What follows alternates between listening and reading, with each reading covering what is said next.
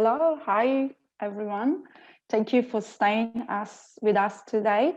And our next speaker, she's joining us from United Kingdom, and her name is Kenosi Cloete Jones. And today she will talk about breathing as a radical act of self-care. So Kenosi, I'll hand over to you to introduce yourself to the audience, and let's enjoy your sessions and your speech. Thank you, Kenosi. Hi there, everybody. Thank you so much. And thanks, Inertia, for starting us off on such a brilliant high note. Is my screen share on? Can you tell me, Antonia? Yes, we can see that. Yeah. All good. Okay, perfect. I'm so happy to be here. We are going to just start with a couple of housekeepings to keep things organized. First of all, I'm going to move quite fast. I know 90 minutes seems like quite a long time, but it can go quickly when you have a lot of things to get across. And so I'm going to move quite fast. So if you want to get the most out of this session, you may want to press pause on any other distractions so that you can see what resonates with you.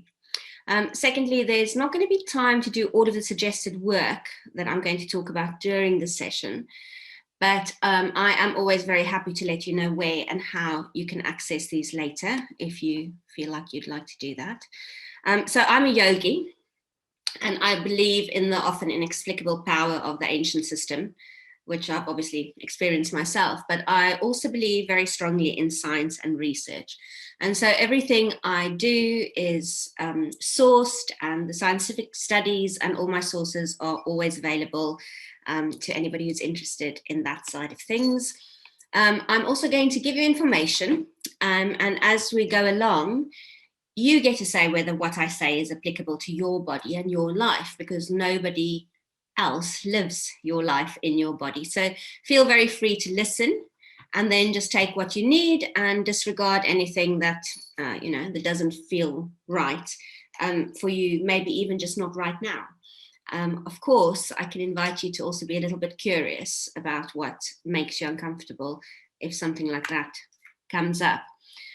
So the idea here is to remove stress, not to induce it. So I'm not wanting you to start overthinking things. Just gently trust your gut. A very big part of my session today is just going to be about clocking into your body and sort of getting into a conversation with your body, and sort of stopping the noise from outside and just getting in there with yourself. And then I don't know if Antonia's maybe mentioned, at the end we'll have 15 minutes of questions and answers.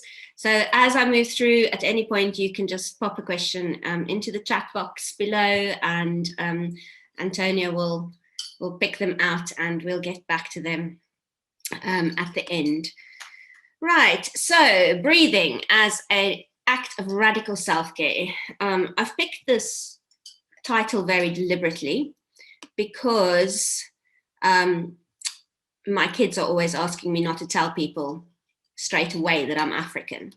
But I think because I live in the UK, it's a little bit like public service, as a public service announcement, it gives people a bit of warning not to expect typical English behavior from me. And so the name of the session is a little bit like that. I've used the word radical very deliberately because, as you can see, it's borrowed from the 14th century Latin radicalis, from the Latin radic, which means root. So we are going to try and really get to the root of things during the session, and to the root of where breath can really become exponentially a tool for change. And of course, if you want change today, where we meet ourselves in 2021, you are going to have to be prepared to take radical action, really, and to pull things out by the root. So that's what we're aiming towards. So let's start with where we are right now. We are in the middle of a mental health pandemic. not a coronavirus only pandemic, but also a mental health pandemic. I don't know if anybody would disagree, but it seems like everywhere you look, people are anxious, people are depressed, people are struggling, right? So, and I mean, it's amazing, it's brilliant that mental health is being talked about. Even for me, in the 50 years I've lived, you know, coming from when I was a teenager, there was none of this talk. So I think it's absolutely brilliant that people are actually talking about mental health, that they're using the words. It's so powerful. Our communication is where a change all starts. But unfortunately, we have kind of moved from stigmatizing mental health not that long ago to now almost romanticizing it. It's like I say, I mean, it's very much part of the process, and I'm very happy that it is occurring. But in my job as a yoga therapist, I want to get people to a place of contentment and peace and love and self-love. And so it is about what serves us, right? And if our if how we're perceiving this, our own mental health and other people's mental health is not necessarily helping us, then we probably need to just look at it a bit more closely. And, you know, sort of just be aware of the fact that anxiety disorders and panic attacks and depression and stuff has become trendy and almost desirable amongst humans of all ages today. And, you know, again, there's a very good reason for that, and it's brilliant because it definitely serves a massive purpose. And on the whole, the movement is going very much in the correct direction. But we just need to be aware of that. And we'll come back to this as we carry on. And then secondly, modern medicine is becoming a major threat to public health. And I'm not talking about vaccines or coronavirus specifically. I'm very pro-vaccines. I am fully vaxxed. But just in general. So Peter Gotch is the co-founder of the reputed Cochrane collaboration. He's a champion of rational medicine. And he estimates that prescribed medication is the third most common cause of death globally after heart disease and cancer. So especially again, as a yoga therapist, I deal with this a lot where people have got medication that almost everybody is prescribed as they grow older, for instance, and it really affects their balance, and then people fall and they break their hips. And so researchers have also found at the same time that the improvements in our life expectancy has started slowing down since the 1980s. Then it leveled off, and since 2014, way before Corona, our life expectancy has been reversing. So, you know, so it's important to look at the reasons behind that, right? So those are sort of the bad guys. Now for the good news is that we are literally living in the best time ever. It is the best time in the history of Earth to be a human. And if you generally consume news, you will, of course, see a lot of really horrible stories all the time. And it is because we are hardwired as humans to constantly be on the lookout, right? We are, since we lived in caves, you have to see where the danger is coming. That's your survival instinct. That's your number one thing, is you have to find the danger. But obviously now that we don't really sort of need to worry about the lions so much anymore, we could alternatively go and look for, again, I can share the site, but you can just find it very easily. Every year they bring out 99 good stories. And they're not little stories of small people doing, you know, everyday kindnesses, which obviously there's a lot about. It is massive stories, like the fact that in 2020, China issued new rules for its distant water fishing fleet. So the country's wildlife protection law now applies at sea. That's major and massive, right? Not mentioned in Seaspiracy, interestingly enough. Africa is free of wild polio. Malaria deaths are at the lowest ever recorded. Cognitive decline and Alzheimer numbers are all going down. There's less crime, war, death, dictators, and armed forces than ever before in the world. The coronavirus has also proven that a democratic society handles disaster better than authoritarian regimes. and clean energy is making strides everywhere. So that's just a little overview after all the bad news from before. So the good news is out there.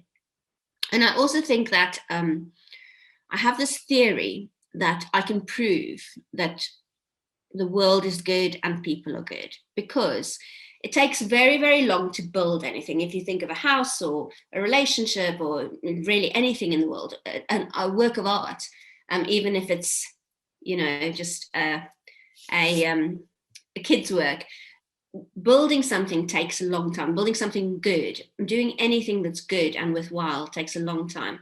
Doing something that's bad is super fast. You can break down that house that took 1 million years to build in 5 seconds.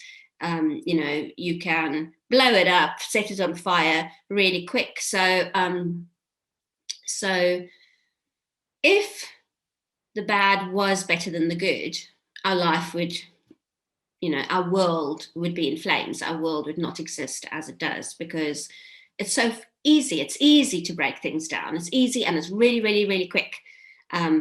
And the opposite for good. So the fact that we look around and we see beauty and we see kindness and we see wonder it has to be because majorly more people are good and interested in good and procuring good. And so one of my favorite authors said, your actions are a better mirror of your life than the actions of all your enemies put together. And Ngugi is so right, because we have agency. We can do things differently. We have what it takes not to act like our ancient forefathers or even ourselves yesterday or earlier today. Right? We have that agency. We have that control. So we are also here. As we're in the middle of this mental health pandemic, we need to know our own mind. We need to get better at recognizing, preventing, and treating our own mental health. It's possible. Humans have been doing it since time immemorial. We've been regulating ourselves. We've been dealing with our problems beautifully or badly, and then learning from that, right? It's also in our DNA to do that. I think a lot of the time where the disconnect comes is because people do not take the time to be with themselves. So, and really challenge the sort of the learned behavior they have and the old conversations they have over and over and over with themselves. And I think that's where breath work or yoga or meditation, it all comes into its own, because it gives you that moment. And if you understand this concept, that it gives you the moment to be in conversation with yourself, then it massively, exponentially increases the benefits that you can get from doing these activities. It doesn't just become, oh, I need a break. I need to just get away. I just need to be calm. It really becomes an investigation and a conversation, and, you know, this very interesting and beautiful thing that to some small extent modern existence is, you know, sort of taking away from us a tiny little bit. So about the medicine, we need to educate ourselves. We need to know our bodies. We need to take responsibility for our own health. By this, I'm not meaning don't go to a doctor and you know, diagnose yourself, not at all. You just need to educate yourself, because you need to understand that medical professionals are under the same amount of pressure, right? Everything's moving far faster. There's so many more people from when most people took their doctor's exams until now. The population has exploded so much. So a lot of the way treatment was happening back then is, you know, it's very different now. And what's also different is the fact that we have all this information at our fingertips. So you can go and research. You can go and research the medication that you're given. You can, you know, you can very, very easily get hold of this information that doctors from time gone past haven't even had at their fingertips immediately. And so if we know where and how to look, we can make the most of this incredible gift of being alive in 2021, which is, the statistics, it's unbelievable. It's like winning 17,000 lotteries a day for the next 20 years. The statistics making you alive right now. So it's a glorious gift. Let's not waste that. So our strongest ally in our desire to do better and to feel better is our ability to think. Humans are problem-solving machines. From the moment we arrive and take our first breath in this world, we are figuring out how to get our mothers to do what we want them to do, and our fathers, in my case, to carry me on a pillow and sing me to sleep. And then all along, we just keep, that's what we do every single day. We keep solving problems. When little kids drive you crazy because all they want to know is why. And so, but what you need to really understand about the human mind is that you need to make it your servant, because the human mind is a beautiful servant, but it is a terrible master. So if you allow your brain to make all your decisions for you, and you just follow thought after thought after thought without stopping and being curious and interrogating and making your own decisions, you're going to run into trouble. And here's why. The human brain is basically hardware that was designed a long time ago. And with how evolution works, we haven't really updated that hardware. The software, however, has been massively updated.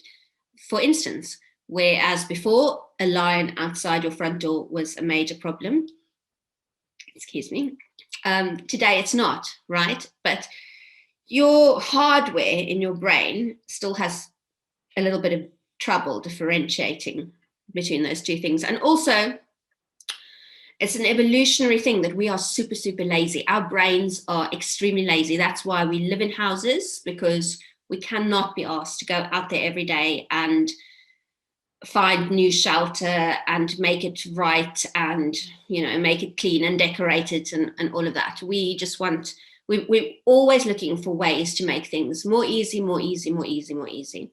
And if you let your brain run your life, then that's what's going to happen. You're going to take the easiest way out every single day, every single time, on every single question, anything that happens, right?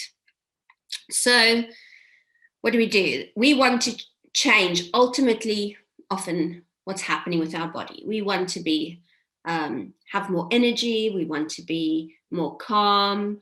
We want to be stronger. All these things. And how we do that is through our brain, because our brain controls our body. And when I say the brain controls the body, again, there's so many studies on epigenetics where you can literally, by virtue of how you use your brain, change even your DNA. So I know that sounds cuckoo crazy, but this is not something that yogis say. This is something that science are interested in. This is why they give soldiers breathwork and yoga to do. No soldier is going to sign up for, I want to sit and go, I'm married to one, so I know. They are being forced to do that because the science says that it works. So that is how powerful your brain is. The thing is, though, that your brain is controlled by your thoughts and by your breath to a great extent. So literally the act of just breathing a bit more slowly or breathing a bit more fast can change your brain, which then can influence your body. So it's this waterfall effect, right? So you have to start with your breath. And there's loads of examples of this in our daily life. If you have a fright, what do? You go like that. And it's that fast intake of breath is the signal to your brain that something's happening. It needs to do what it needs to do, pull the blood away from the organs, send it to the extremities so we can run. Or yourself, when you are calm, when you watch a baby in deep sleep, breathing is very regular. very deep. You can see the tummy going up and down. The body's completely relaxed. So it's all there. We kind of know that, and it really, the answer to everything is this crazily plain, that this thing that we do 23,000 times a day, all of us, almost 1,000 times an hour, automatically, this thing is our key to making our lives as wonderful as we need them to be. Sorry, I didn't give Walt Whitman his moment there. The truth is simple. If it was complicated, everyone would understand it. And that probably is also, I mean, he was a great humorist, and it is funny because we do like things complicated for some reason, which I haven't figured out yet, but when I do, I'll tell you. So let's talk about the chakras. In my 30 years of doing yoga, I have noticed that sort of 3 reactions that people have to any mention of a chakra.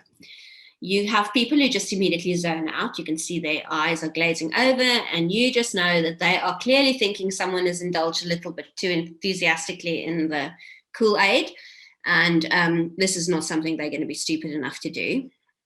Secondly, there are people who are woke enough to be very worried about this habit that Westerners have of thieving from ancient cultures, and they want to know whether this is okay, which is great, of course. And then there's a third group who just has no particular desire or want to entertain the idea of little spinning wheels of energy in their body, and they just think it's just not necessary and there's no practical value.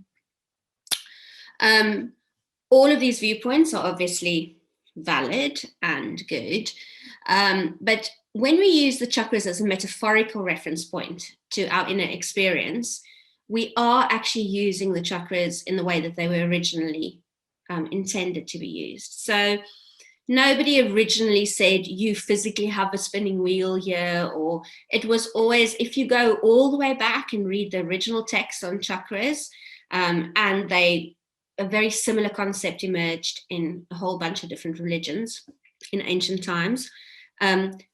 It was really meant as a metaphorical reference point, like Jim Quick does when he wants you to remember all the different things, and he touches his body and says, remember, this is how I remember 17 facts in 5 minutes, by using my body. So it's basically just very similar to that.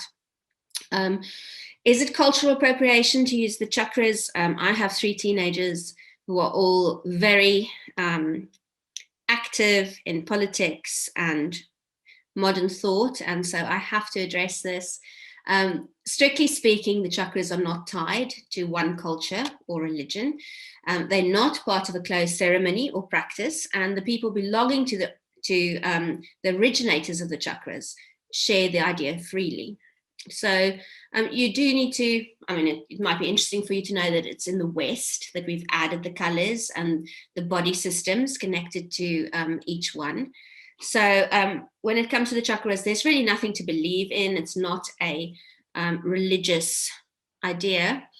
They were never associated with emotions, with psychological states, with illnesses, or with bodily functions. But we can use them like that. It's a very useful, beautiful tool, which I feel, if used correctly and used with respect, can be a lovely nod to all the very clever people who came before. So a bit later on, I'm going to be running a breathwork session that's based on a Tibetan chakra meditation breathing exercise that I was taught in India. And we're going to work with a couple of chakras in this session. The reason we're going to do that is because, we're going to use them as reference points for certain parts of your body, certain parts of your life. And so I want to talk a little bit more about these particular areas, so that when we do them in our Tibetan breathwork session, we can just have that in the back of our mind, and it will help you get the very most out of this. I mentioned I have 3 teenagers. I'm very much all for biggest bang for your buck with everything you do. So if I can push my breath work to self-healing and and taking stock and having the conversation, if I can fit all of that in, then I'm very happy. So your throat chakra is just here. I've said speak up and let your voice be heard, and that really is what the throat chakra refers to. So it's living with integrity. Barbara DeAngelis said that not settling for less than what you know you deserve in your relationships, asking for what you want and need from others, speaking your truth, even though it might create conflict or tension, behaving in ways that are in harmony with your personal values, making choices based on what you believe and not what others believe. So our voice is really, really important. And if our throat chakra is working really well, then we are going to have no difficulty being honest and truthful. We are going to be firm. We are going to be confident, and we are going to be a great listener, because you're not going to need to always be the one who talks. There are also many ways of being withdrawn or fearful of your own voice. And this often manifests in our decision-making and our relationships. So if you're fearful of using your own voice, if you feel withdrawn, if you feel like you don't have control, power, or choice, you might be other people's go-to person. So you might be the person that you take things up for other people, even though you shouldn't. Yeah, I mean, you don't really need to. Or you find yourself taking up all these projects, and then you're in charge of them, and even though you're reluctant and you're more and more overwhelmed. You might also recognize yourself in the person who can't say no, because yes, it's so much easier for somebody who was raised with the fear of saying no, and no to them, or to you might feel like lies or fear or guilt or shame, or the belief that you're putting yourself down and you're letting others down and you're putting yourself first.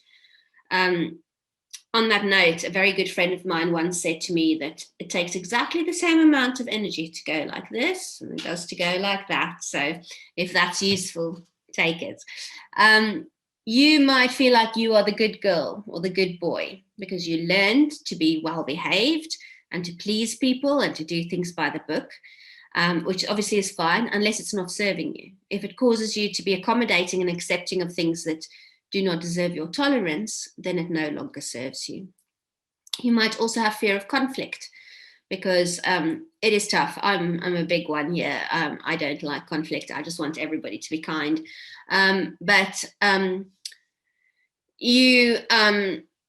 That stepping into the heat of conflict with strength and integrity is quite an important thing for us to be able to do, and for us to take charge of our future and be in control of our lives. And you can also be the person whose ideas and opinions are always devalued. And if you learn to question the worth of everything you say in a good way, then you can go a long way towards stopping that from happening. You can also feel like it's unsafe to share, like you need to express your opinions and needs to nobody because it might not be a safe space. And there's the relentless inner critic, which most of us are generally fairly aware of, that voice that tells you that nothing you do is going to be good enough. And you could also maybe be unnecessarily apologetic. So what other people consider a perfectly reasonable comment from you, you apologize for over and over. So there's quite a lot of stuff to unpack there. If any of that resonates with you, then it might be a really good idea to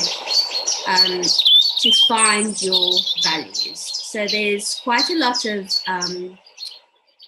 resources online where you can go and look at your values. And what happens when you look at your values is that you learn what you stand for. And it's such a useful tool. It's one of the first things I generally do with clients, because you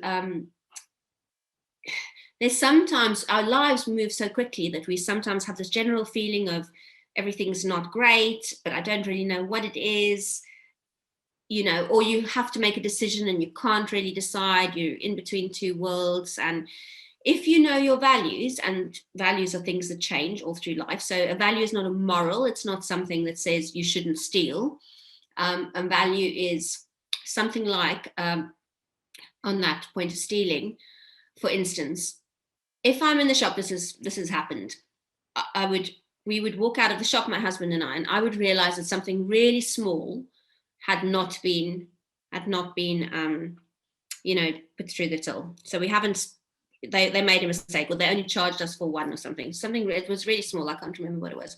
And so I wanted to go back and pay for it. And my husband said, don't be ridiculous. It's only tiny. It's, it was really inconsequential.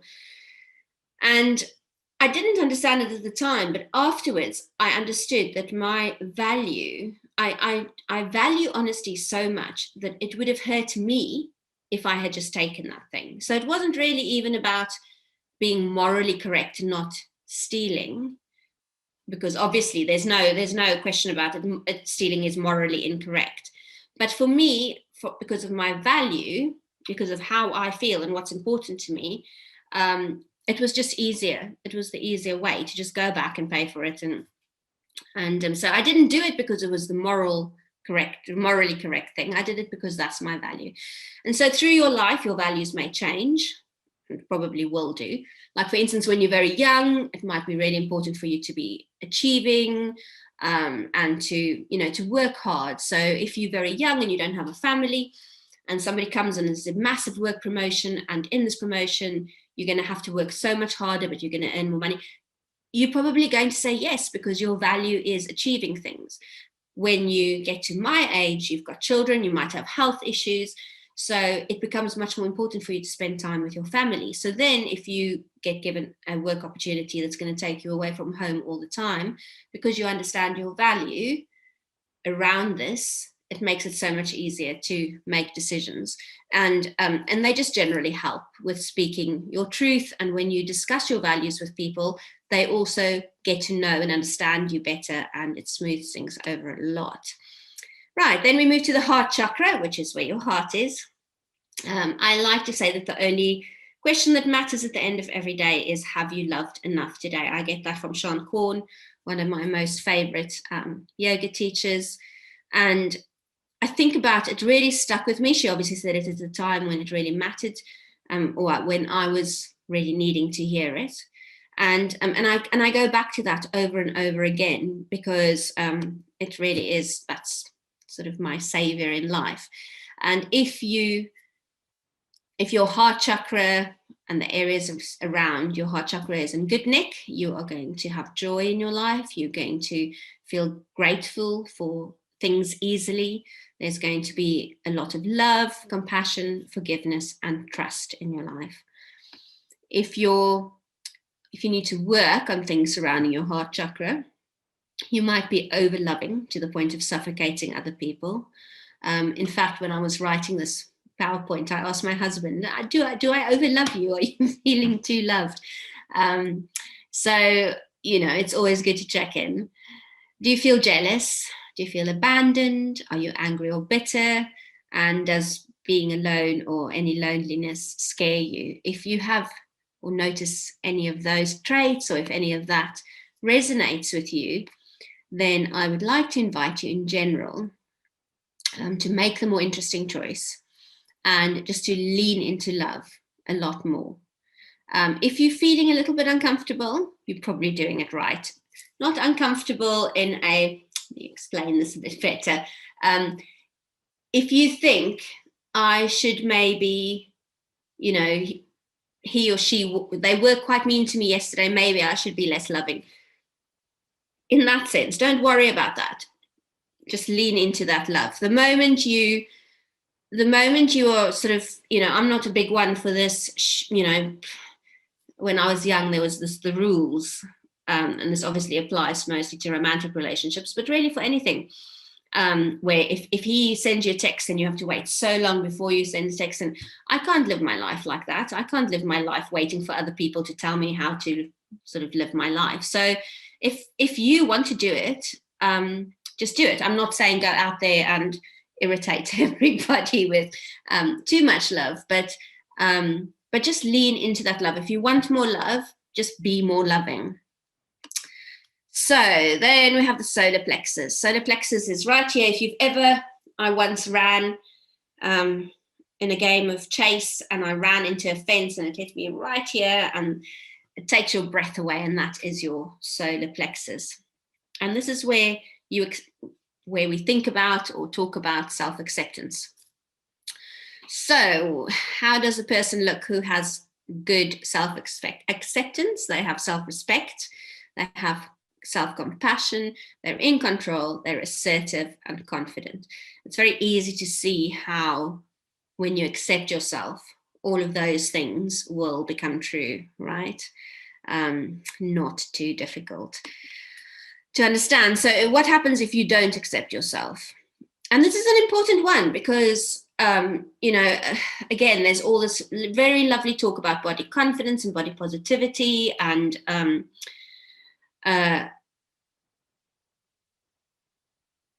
you have to understand that when you do not accept your body, or when you do not accept your mind or your nose or your thoughts or your hair or your job or your feelings, you will feel powerless. And people don't always connect these sort of things together, but you will fear rejection, because if you can't accept yourself, you know, who is going to accept you?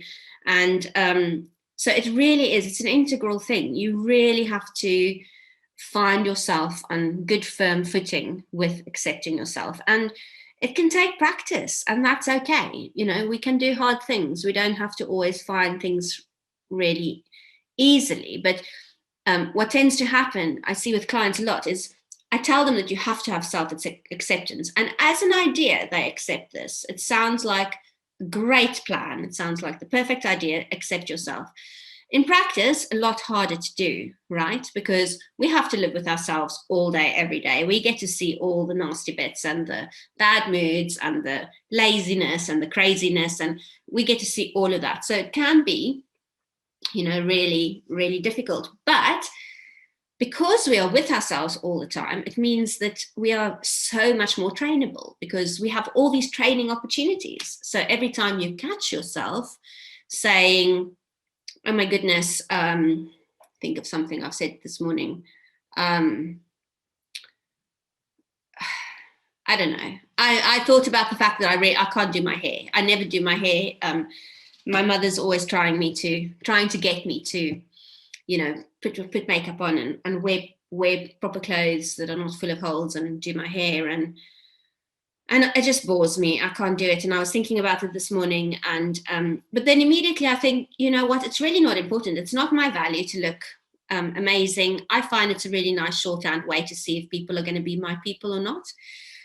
If they can't cope with me with my hair dried out of the shower, then, you know, then we probably need to sort of move along. But so that's maybe a silly example, but I have done a lot of this work. You have to just catch yourself every single time you think something negative, and then don't try to, you know, talk nonsense about it. Don't say, well, if you think, I don't think my biceps are big enough, then think, well, you know, obviously they are. I mean, if they're not, they're not. Think about the fact that you can still pick things up, you can still get things done, you know, find the truthful alternatives and practice. Just keep practicing. In the beginning, expect it to feel really weird. And as you practice, like with anything else, it will become much easier and better. And then there's finding your strengths is a very good way of initiating this whole process of being accepting and kind and lovely to yourself, because all of us have specific strengths. They're not all the same. They might not be the ones that you think will be, you know, the most useful. But if you do the work, and again, loads of resources on pinpointing your specific strengths, you can play to those strengths, right? It's like putting a team together. When you put a team together in a team sport, they'll put certain people on certain spots because they'll put the person who's the best at, I don't know much about team sports. I watch tennis. So, but they'll put, I mean, that even in tennis, they'll get the guy to force more backhands if that's his strength, right? So if you know your strength, it's just a really intelligent way to run your life because you can play to your strengths. And so this brings us to ABC, because you will face adversity. We all face setbacks and challenges or thoughts about ourselves that are not desirable to some extent. So once you've had that adversity, the second thing is your belief. So your thoughts and feelings and interpretation of that setback is the thing that's going to lead to C, which is the consequences. So that is how we act because of our beliefs about the adversity. So A, B, C. You can't generally change the A. You know, what happens in life a lot of the time just happens in life. And your power comes in with the B, because you can change your beliefs. It's not adversity that creates your reaction. It's your beliefs about your adversity that creates your action. So if your beliefs have been negative, non-resilient, responses that are dragging you down, then it's completely within your power to short circuit this reaction by changing your beliefs about your challenges. And one of the fastest way to do this, again, is just clocking into your breath. And it's not about thinking, oh my goodness, I have to do breath work. I have to go and sit down. And, you know, we are going to, in a little bit, we're going to do this whole Tibetan meditation together, which takes quite a long time. Not everybody has time for that. But as you lean into breath work and as you become more familiar with how your body responds to the breath, you will be able, in the queue that you're standing in the car, what's that thing called on the motorway, where backup of, you know, in the car, I can't remember the word. Apologies, English, second language. Yeah.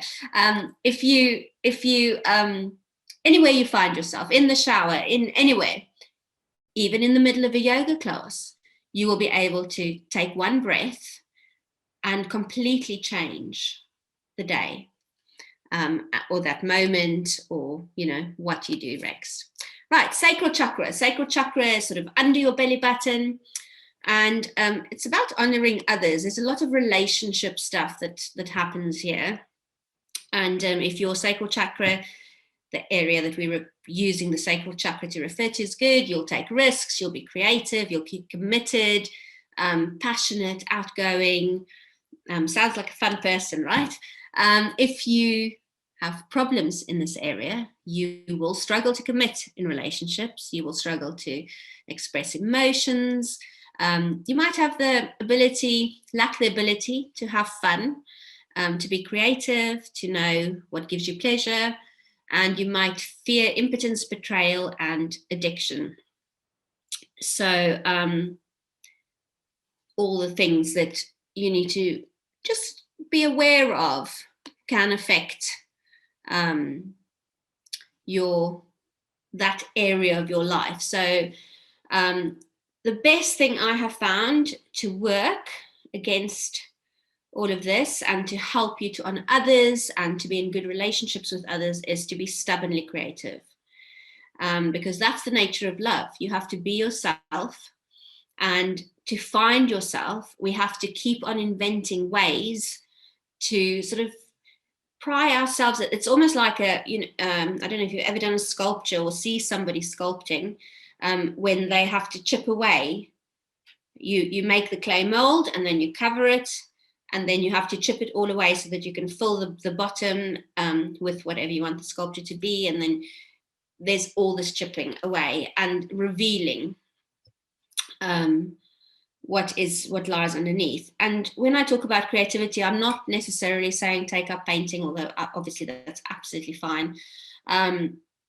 It's not painting or writing or singing, but it's all of those things in your life. Just constantly push yourself to finding creative ways to do things, and challenge yourself to you know, to irritate your teenagers maybe in the car by singing out really loudly when you have to do a very long road trip, which they insisted on you doing.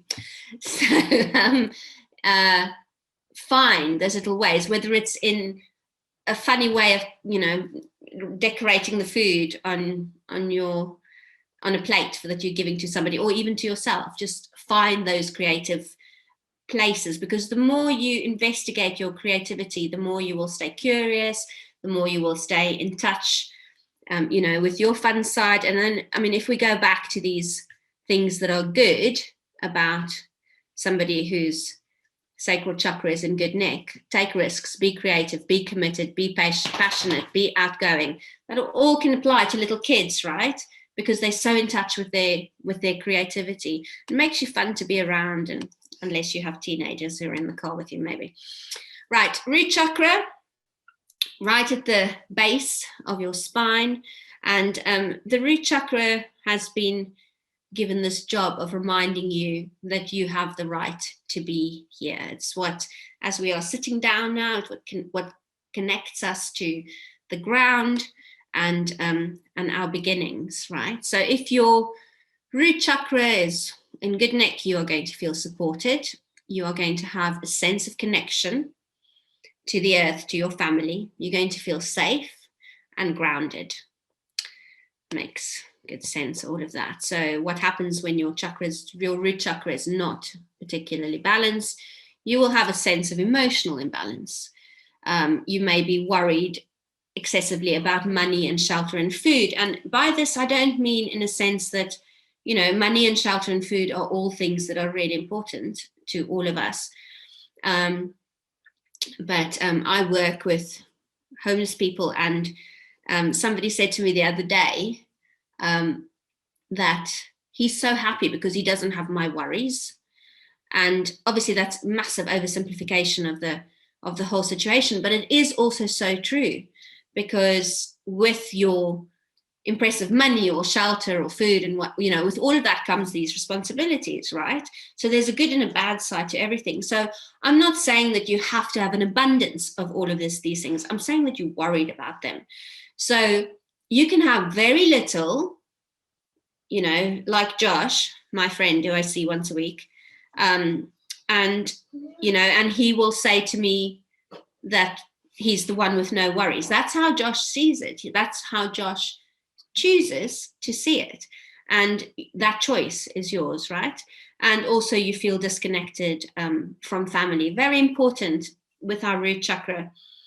Not, like I said before, we're just using these figuratively, but it's such an important thing. You cannot discount your attachment to your family. And this doesn't mean that you have to be close to your family. It doesn't mean that you have to, you know, spend hours on the phone to your mum every day, like I do.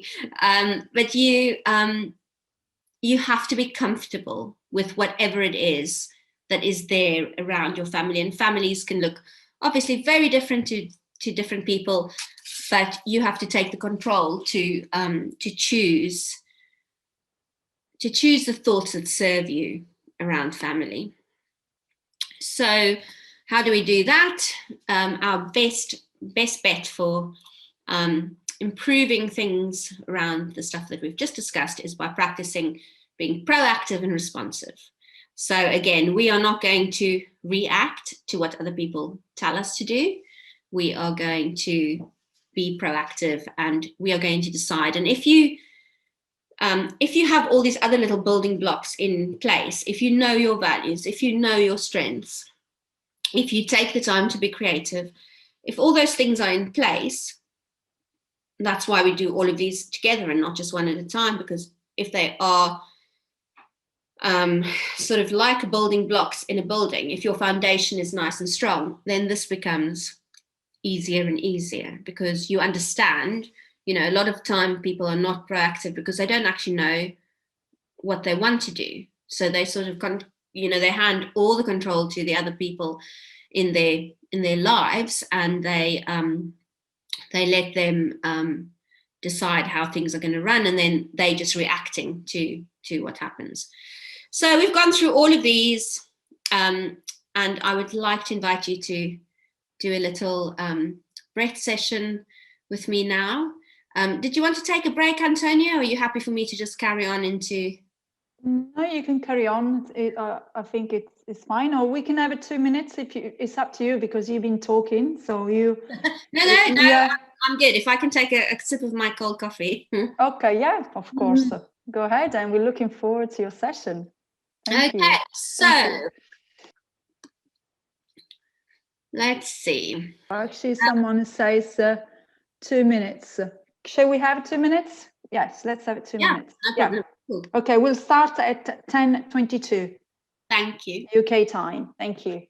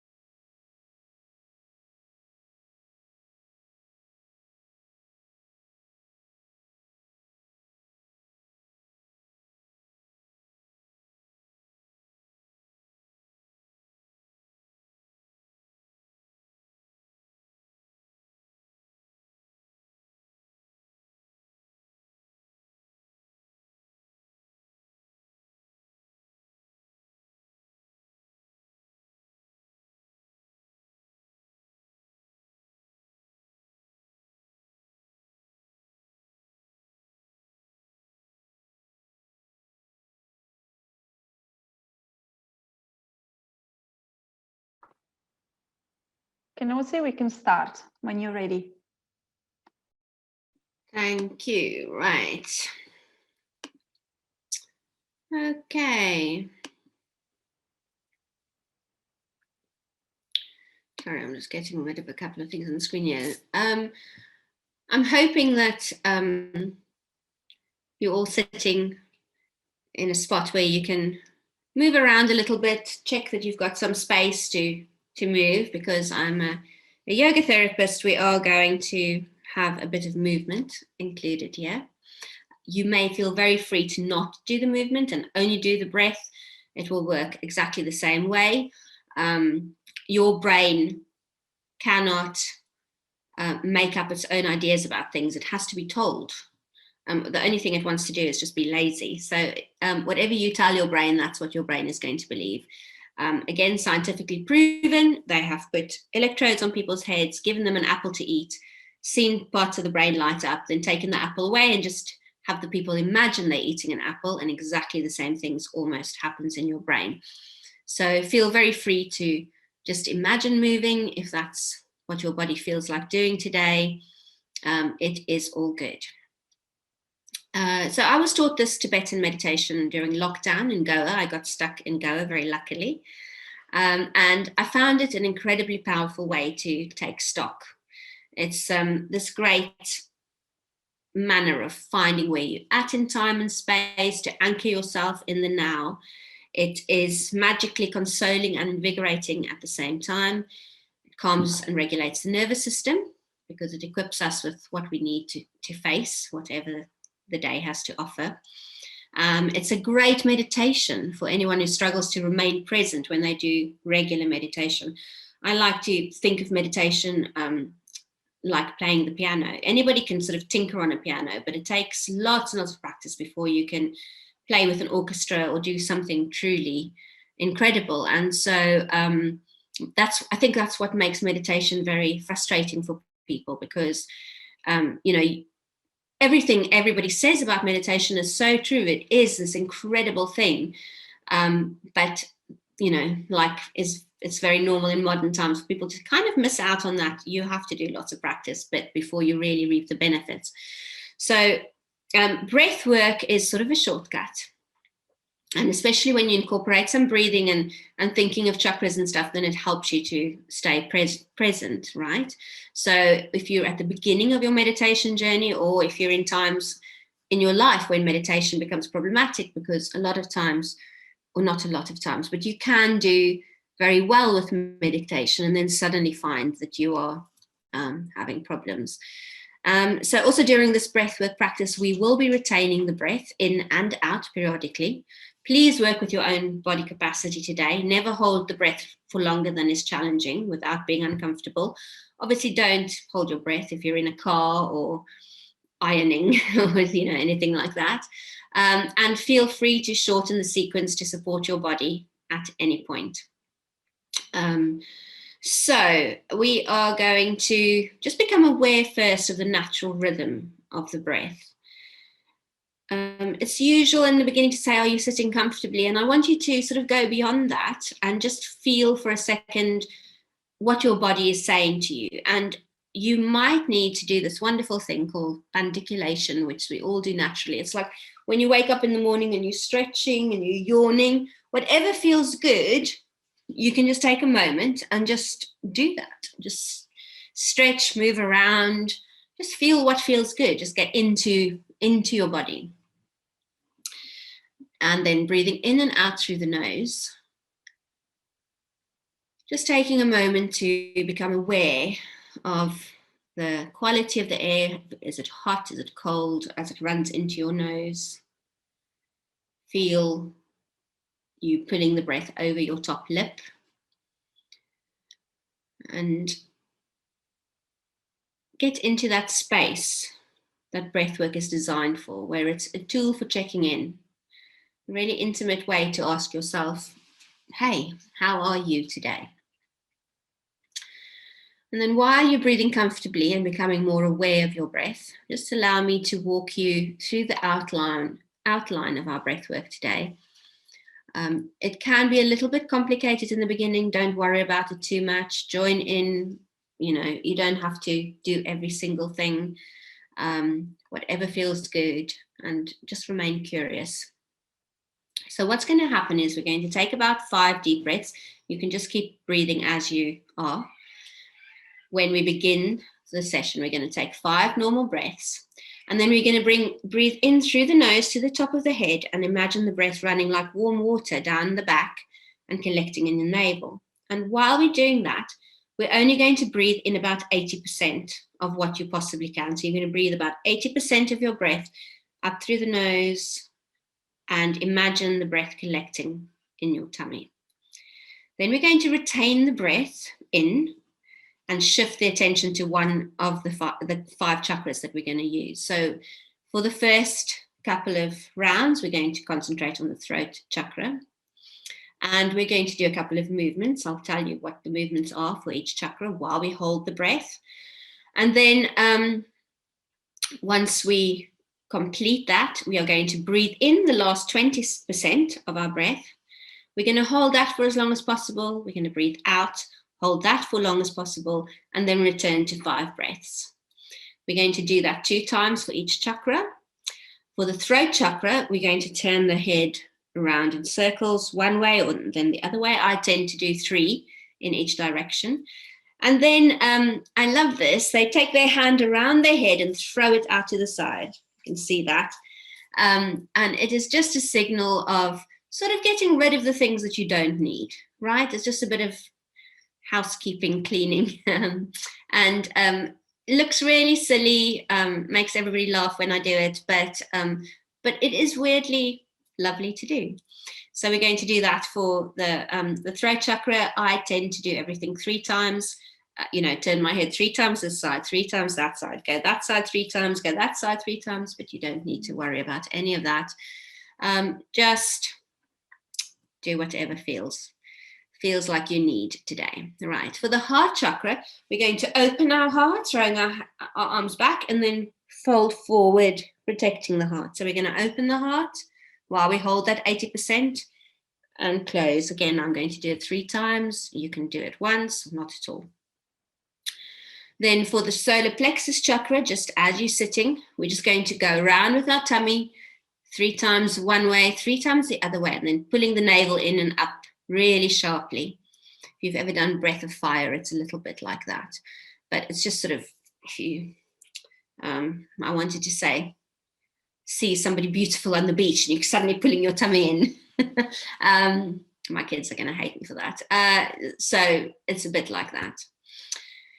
For our sacral chakra, again, something that's a little bit odd, but weirdly satisfying.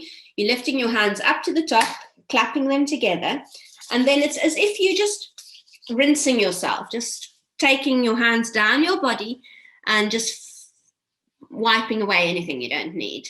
I also like to use a pressure point when I've come to the bottom of my legs. So the pressure point I use is called the 3 mile point. So if you locate your kneecap, so if my elbow is my knee, if that's your elbow, if that's your kneecap, if you go 4 fingers down from your kneecap, so to that point, and then 1 finger out to the side of your leg.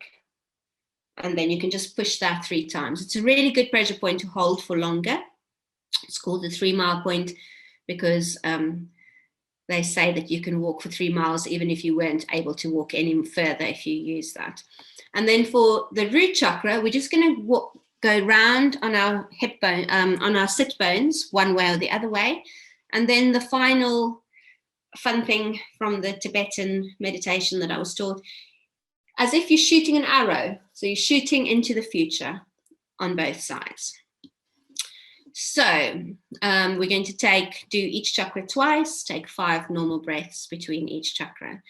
And we can begin and calm things down. So you should have been breathing really, really nicely and normally.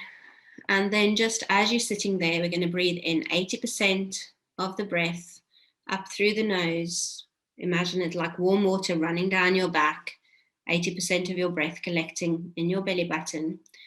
And then concentrate on your throat chakra. Just move your mind here to your throat as you continue to retain the breath. Then you're going to move the head around 3 times or however many times you want in the one direction, in the other direction, and then throw away what you don't need.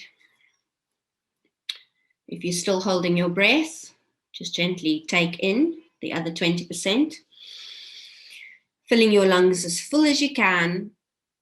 And now you're going to hold it just until you're ready to let go. And when you are ready, you can release all of it out and now retain the breath out.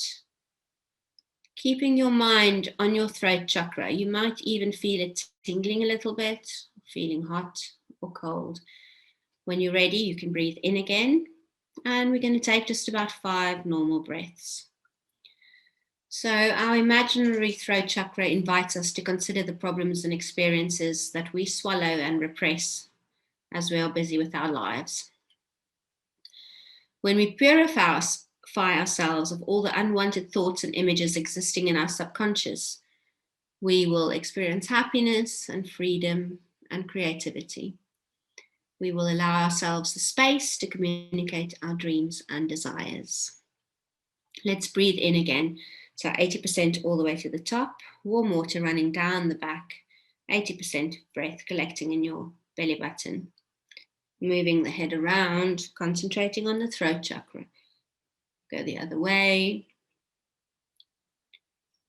And clear the head in both directions.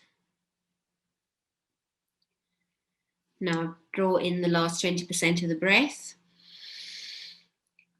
Hold this in your lungs for as long as it's comfortable. And then we are going to release it out when you are ready, holding the breath out for as long as comfortable. And when you are ready, just returning to normal breath. When we communicate, we build trust. And when we can trust ourselves, it banishes self-doubt. Give yourself permission to reaffirm your right to speaking your truths and to expressing who you are. Another couple of breaths. Just being aware of your feelings around your communication. Now we're going to go again. We're going to breathe in to the top of the head, hot water going round the back, stopping at the belly button, and move our attention to the heart chakra. Holding the breath in, we're going to open the heart, fold over it, bringing the elbows together, maybe 3 times while you're holding the breath. And then returning to a neutral position, we're going to breathe in the last 20% of the breath, filling the lungs all the way. Holding that as long as you can. Breathing out when you are ready.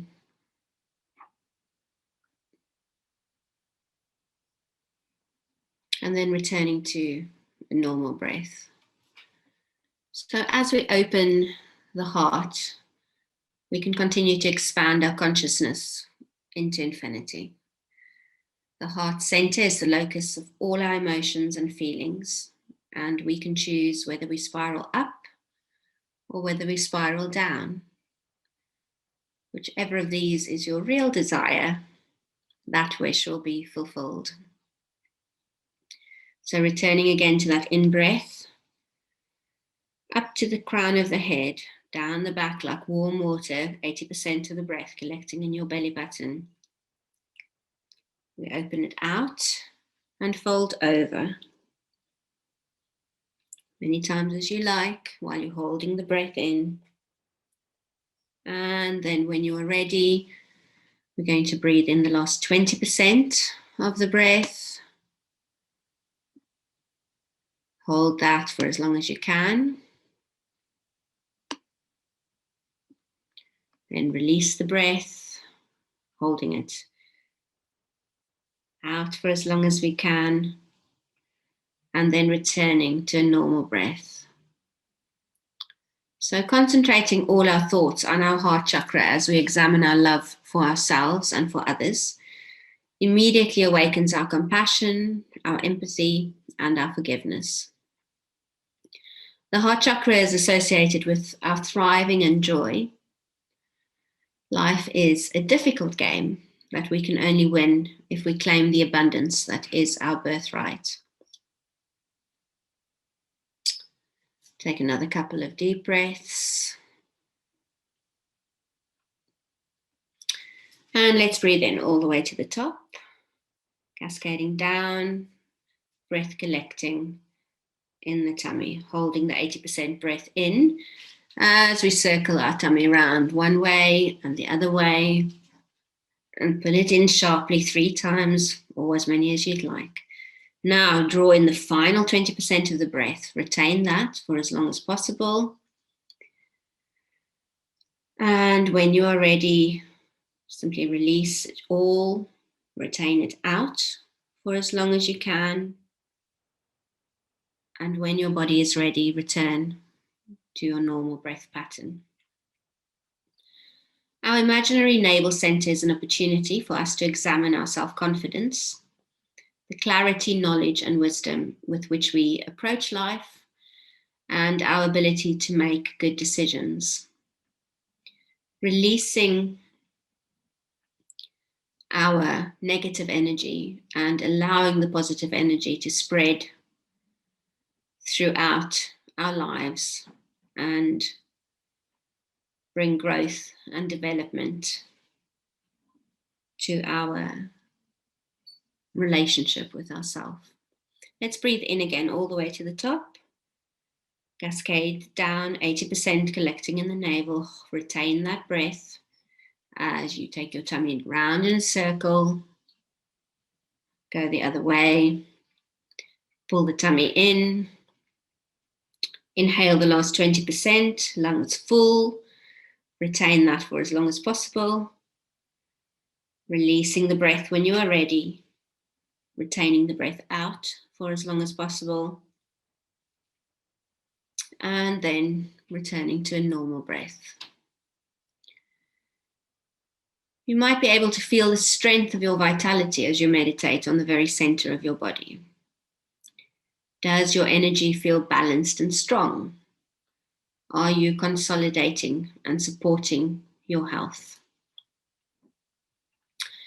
What is your center of your body telling yourself about how you nourish yourself?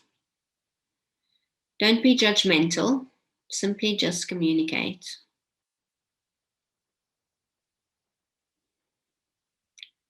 Then we're going to breathe in all the way to the top of the head, cascade the breath down the back, collecting in the belly button, 80%. Going to lift our hands up, clap them loudly, and then wash the energy, concentrating on an area that you feel may need attention. And then you can press that point on your legs a couple of times if you like. Now breathe in the last 20% of the breath, hold that. When you are ready, release the breath, retain it out if you can, until your body wants to return again to normal breathing. Our symbolic sacral chakra governs our emotions, our feelings, and our pleasure. We wash away our anger, our hatred, our jealousy, insensitivity, laziness, pride, and ego to maximize our access to emotionally stable and connected energy and compassion. Let's do that one more time. We're breathing in, holding 80% of the breath. Hands go up, clap loudly. Wash away what you don't need. Use the pressure point if you like. Breathe in the last 20% of the breath, lungs filling. Holding as long as is comfortable. Releasing, retaining the breath out. And when you're ready, returning to a normal breath.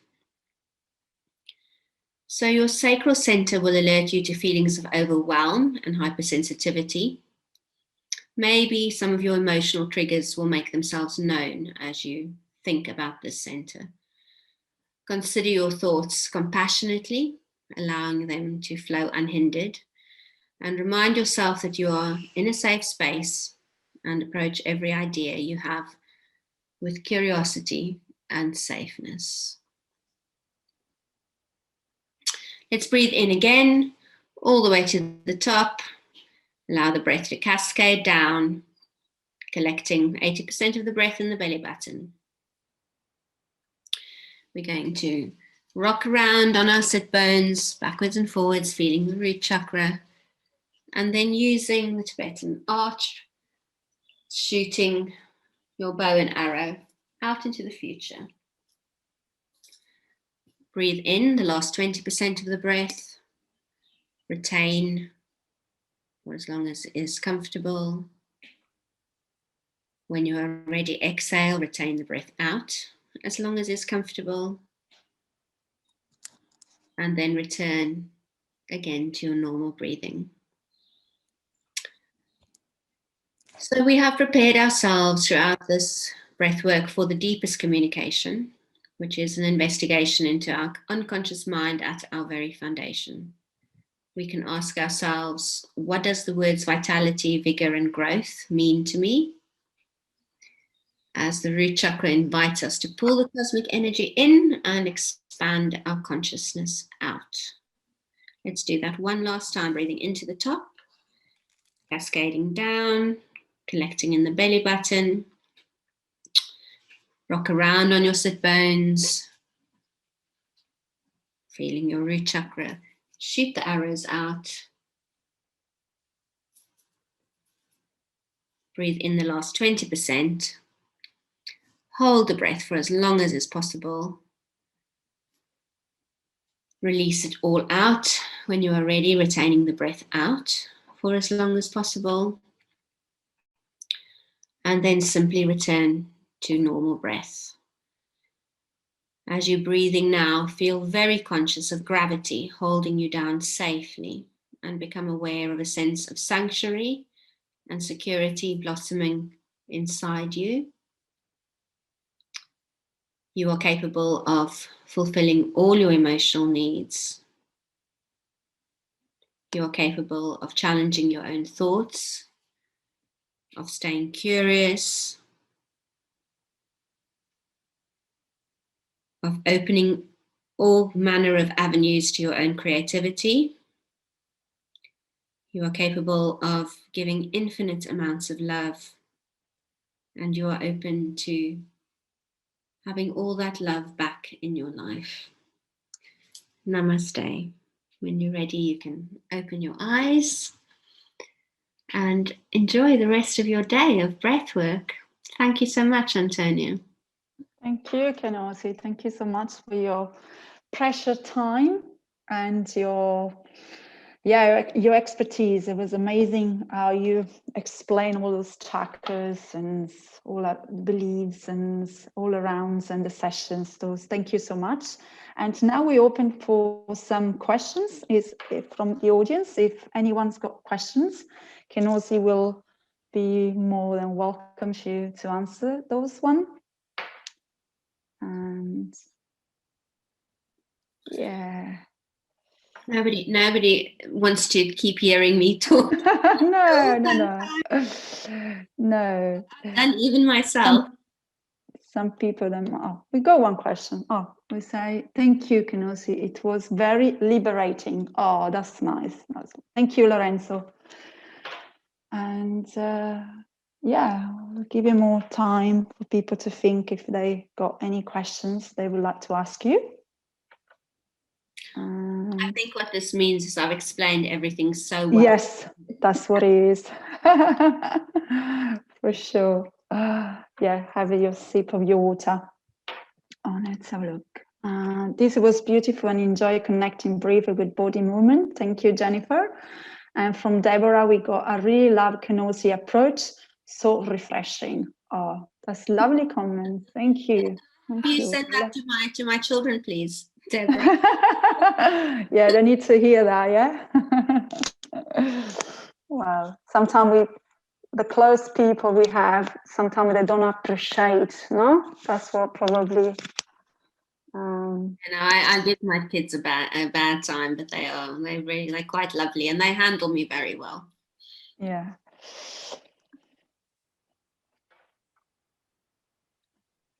If anybody wants to know how to investigate their values or their strengths or any particular part of this, it is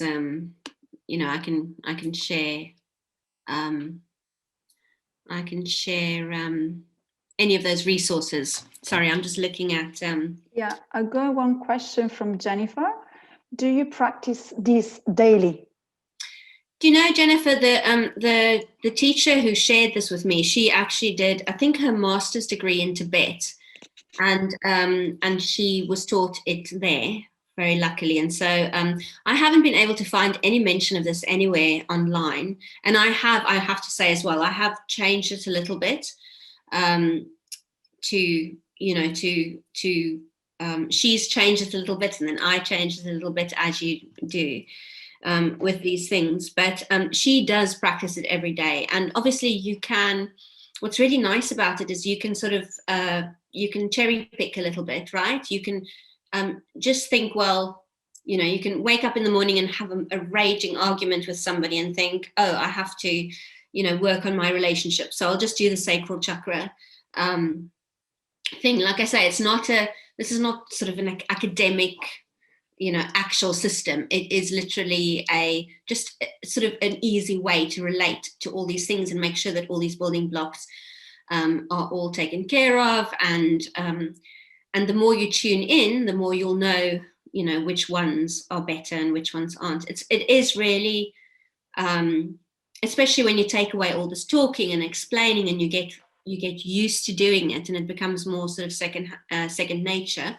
It definitely becomes even better in how much it can sort of, affect your daily life and going forward. So I can encourage you to as with all other breathwork practices, you know, a big part of what I'm trying to get across to people is that you really can control everything through this. So take what you need from it. You know, I think sometimes we limit ourselves when we become very rigid about things, because this obviously can be a very long practice. Normally there's 5 breaths, you do 5 rounds of each one. It's 5 breaths between each, and then 15 breaths. And I breathe really slowly, so naturally. So it can take a very long time, and you don't always have all that time. So, you know, take it like that. If you want to just do 1 round of just the sacral bit, and you know, be creative with it, adapt it. It's not set in stone. It's not a Bikram class. So yeah, does that answer the question? Yeah, and we have another one from Donna. Do you find it difficult sharing this with your children in a way that they are truly connect with all of this? I can answer this question. It's not going to be, I don't know how helpful my answer is going to be, because my children grew up with yoga. I was literally, I literally labored in a handstand, in a headstand.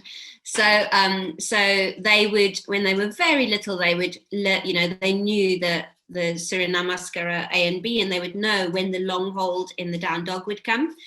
And they would line up all their friends. And whenever I went into the 5 breath hold, they would all see how many times I can go underneath my down dog, you know. So for them, yoga is just something that has always been there. They've never not known yoga. And I've very much run my life according to a lot of these principles, because luckily I found yoga before I found my children. So they're very used to it. So I think with my kids, it's, you know, none of this is new for them. They know all of this, and they've been told all of this, unfortunately, a million times already. But again, because it's not set in stone, you know, you can definitely easily adapt this. I'm trying to think really quickly now. My mum's a grade 1 teacher, and I would rather eat glass and walk into that classroom, but I think the more you play with children, they adore my mum, because she's not, you know, she had balls in her class. So you guys get seasick walking into it, because everybody's going like this. And the more you engage, I wouldn't have them sit still so long. I would find a way of, you know, even having them race across the room and back. I would, and just adapt, you know, make it playful, make it, you know, bring in jokes, and make it so that, you know, if you're talking about a relationship, they will understand. Maybe if you say that somebody's got a nicer crayon, you know, than you, or, you know, just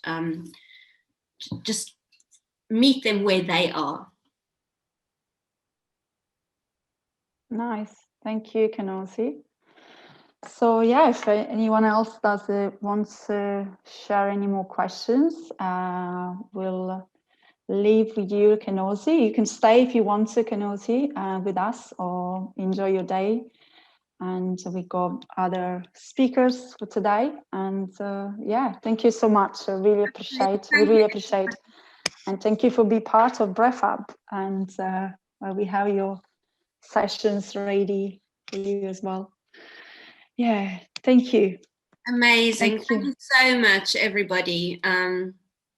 I appreciate you all and listening to me, and especially you, Antonia, for being so good at nagging me to be here. Thankful. Good luck, Shana, and have a lovely day. Thank you, Kenosi. Thank you.